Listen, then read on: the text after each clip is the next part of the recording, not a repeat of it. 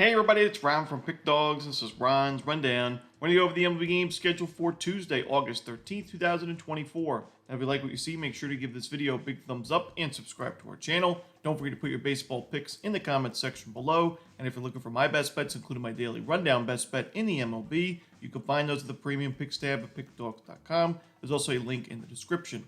Alrighty, here we go. Here are the games for Tuesday, Major League Baseball. First up, the Washington Nationals taking on the Baltimore Orioles. Jake Irvin and Trevor Rogers are your starters. Jake Irvin's pitched well overall this season, but recently not in the best form. His last two starts giving up 9 earned runs combined with 3 home runs and in only 10 2/3 innings, with a 7-4 and 8-3 loss for Washington in those games. And now you face the Baltimore Orioles, who have been great against right-handed pitching this season at Camden Yards. It's just a really tough spot for Irvin and a not-so-great Nationals bullpen. On the other side, you got Trevor Rogers, who pitched pretty well in his last game, but this is a pretty tough matchup. The Nationals do a great job of limiting strikeouts against left-handed pitching. Their numbers aren't too bad against lefties in the last month, so I could see the Nationals putting up a fight here against Rogers and scoring some runs and getting us over the total here in Nationals-Orioles.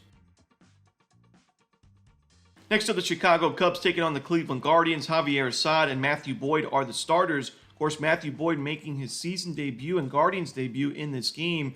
He pitched really well in the rehab starts, 21 2/3 innings, a .83 ERA, no home runs given up, just 2 walks with 27 strikeouts. So really sharp work, and that was throughout AAA, AA, and single A ball. So, a little bit of everything.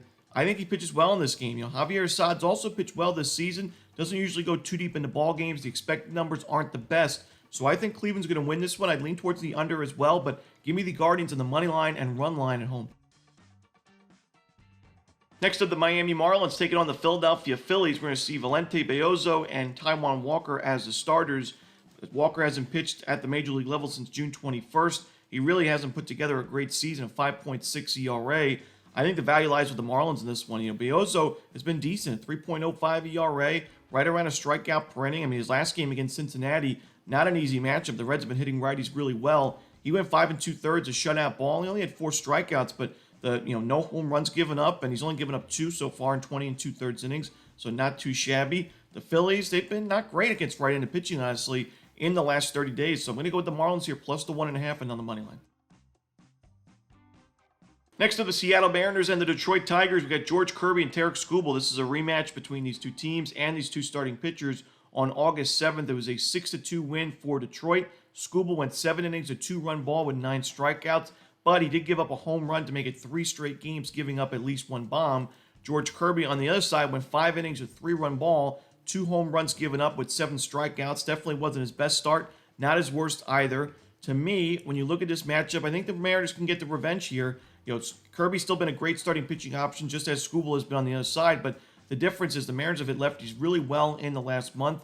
Detroit's offense has kind of been up and down. Their bullpen's not been great in terms of the expected numbers or the ERA in the last 30 days. So even if these starting pitchers kind of cancel each other out early in this game, which wouldn't be surprising if they did, I still think the Mariners have the advantage late in the game with their bullpen. So give me Seattle at a pretty good price on the money line. Next up, we go to the NL Central as the Cardinals take on the Reds. We see Eric Fedde and Hunter Green as your starters. Fedde's been a lot better at home this season, whether it's at Guaranteed Rate Field or in his first start as a St. Louis Cardinal at home in his last game against the Rays. 5 innings, a 1-run ball with 6 strikeouts. His only road start with St. Louis, he gave 5 earned runs at Wrigley Field. This is a tough matchup at Great America Ballpark, very hitter-friendly ballpark, at the Cincinnati Reds, who've been great against right-handed pitching recently, and facing Hunter Green, who's been excellent on the other side. His last game wasn't his best, but it still was a quality start in the end, and the Reds went on to win that game, and the Reds have now won 3 of his last 4 starts. I think Green can go 6-7 strong innings, and I think the Reds win this game, potentially cover the run line as well, so give me Cincinnati. Next up, the Houston Astros taking on the Tampa Bay Rays, another game where we don't just see a rematch between the teams, but also the starting pitchers. Kikuchi and Boz went up against each other on August 2nd. It was a 3-2 win for Houston. Both pitchers pitched well on paper, but I do think Kikuchi had the much better start. When you look at his line, 5 2/3, a 2-run ball, 11 strikeouts in the end. Shane Boz went 5 1/3, a 2-run ball himself with 5 strikeouts. However, when you look at that game and you look at the expected batting average for the Astros, it was really steep, especially when Boz was on the mound. He was giving up a lot of sharp contact. I do think he was rather fortunate in that start, and there's a reason why his expected ERA right now is really steep. We saw him struggle in that last game against St. Louis, giving up 4 earned runs, and I worry about him in this spot, facing the same lineup that he just faced, last week. I think the Astros really can get to him for a few runs. Now, the Rays have been solid against left-handed pitching in the last month, but Kikuchi's pitching really well with his new team. We just saw him strike out 11 Rays in that other game, so I'm going to go with the Astros in this one on the money line and potentially lay 1.5 runs as well. Next up, it's home sweet home for the New York Mets as they finally return to Citi Field after a miserable week of travel. They face off with the Oakland Athletics. In this one, Ross Stripling and Paul Blackburn. Blackburn, of course, facing his former team in this game. He's pitched, very well with his new team so far. He's got his ERA now back at sub-4 on the season. I think he puts together a strong outing. The A's are a solid lineup, but Blackburn's been sharp, and when you look on the other side, Ross Stripling has not been sharp. The Mets' offense was miserable in Seattle this weekend. I think you got to give them a pass, though. The travel we talked about it, this past week. It was miserable for the Mets. The final couple of series were at Coors Field and then Seattle with no days off in between. That's enough for any team to struggle offensively. But then you look at the fact that the Mets were all over the place, not just in Colorado and Seattle that last week. It was no surprise to see the Mets struggle. I think they bounced back here, put together a strong game and series, and I like the Mets in this one to lay the 1.5 runs on the run line. Next up, the Texas Rangers taking on the Boston Red Sox. We see Jose Urena and Cutter Crawford as your starters. It might be the squarest play on the board, but I got to go with it. The over here in Rangers Red Sox. I don't trust either starting pitcher. We saw Crawford against these Rangers on August 2nd. 5 earned runs, 4 home runs. He's given up 13 home runs his last 4 starts combined, and at least 5 earned runs in his last 4 games as well. Jose Urena, don't really love him as a starting pitching option. I think he's a decent reliever, but he gave up 7 earned runs to these Red Sox in that same game on August 2nd. It was an 11-6 win for the Red Sox, super high scoring there. Now you go to Fenway Park, even more hitter friendly. I got to go with the over in Rangers Red Sox. Next up, the Kansas City Royals taking on the Minnesota Twins. Seth Lugo for KC, no official starter for Minnesota. Lugo's been a great pickup for the Royals. 13-6 record, 2.72 ERA, but I do think there are some pretty big regression concerns for Lugo in the second half of the year. He has struggled recently. 2 of his last 3 starts, he's given up 6+ runs, 4 walks in that last game against the Red Sox, a home run to go with it. Now, both of those games were at the very hitter-friendly Kauffman Stadium, but I still think it's not a great matchup against Minnesota. They've been solid against right-handed pitching. We'll see who the official starter is for Minnesota, but I'd still like that Twins bullpen. I'm going to roll with the Twins in this game on the money line. Next up, we see the Milwaukee Brewers hosting the Los Angeles Dodgers. This one's going to be 8:10 Eastern on TBS. Gavin Stone and Colin Ray are the starters. And, Colin Ray looks like a completely different pitcher recently. He's pitched well overall this season, but at the beginning of the year, kind of relied on the pitch-to-contact stuff, wasn't missing bats, and that's the reason why his expected numbers were pretty steep. They still are overall this year, but recently, he's been able to earn a lot of strikeouts, over a strikeout per inning in 4 straight games. By the way, those were 4 straight Brewers wins when Ray was on the mound. His control's been sharp, only 2 home runs given up the last 4 starts, only 4 earned runs given up the last 4 starts, so really sharp work, and all those were blowout wins for the Brewers, except one. One was a 1-0 final score, but 9-3, 8-3, 10-0 wins for Milwaukee with Ray on the bump. Stone's not in great form right now. He's given up quite a few. He's not pitching as deep into ball games. He's giving up the earned runs, the bombs as well. His strikeout numbers have been inconsistent. I got to roll with the Brewers in this game on the money line at home. Should be a great game. Next up, the New York Yankees taking on the Chicago White Sox. Nestor Cortez and Jonathan Cannon are your starters.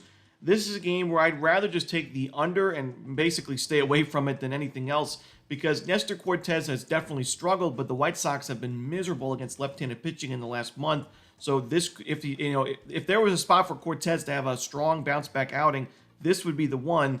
Cannon's actually been really sharp for Chicago. He's been their best starting pitcher recently, giving up 2 earned runs or fewer his last 3 starts. So while the Yankees are a great lineup, and Cannon hasn't faced a team like the Yankees in a little while, I still think that he can put together 5 to 6 decent innings. I'll go under the total here in Yankees White Sox, but again, this is not a series for me. Not a lot of value in this series.